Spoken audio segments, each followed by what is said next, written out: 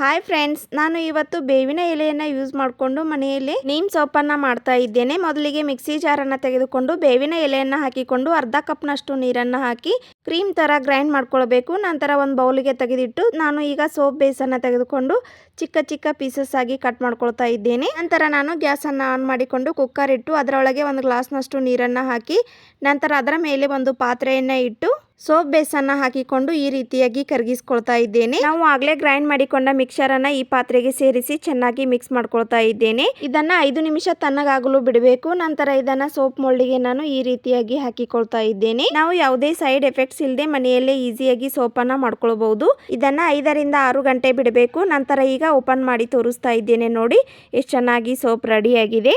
ನಂತರ ನಾನು ಸೋಪನ್ನು ತೆಗೆದುಕೊಂಡು ಹ್ಯಾಂಡ್ ವಾಶ್ ಮಾಡಿ ತೋರಿಸ್ತಾ ಇದ್ದೇನೆ. ನೋಡಿ, ಇದರ ಫುಲ್ ವಿಡಿಯೋ ಬೇಕಿದ್ರೆ ನನ್ನ ಚಾನಲ್ ಅನ್ನ ಚೆಕ್ ಮಾಡಿ. ಈ ವಿಡಿಯೋ ಇಷ್ಟ ಆದರೆ ಲೈಕ್ ಮಾಡಿ, ಶೇರ್ ಮಾಡಿ, ಸಬ್ಸ್ಕ್ರೈಬ್ ಮಾಡಿಕೊಳ್ಳಿ. Thank you.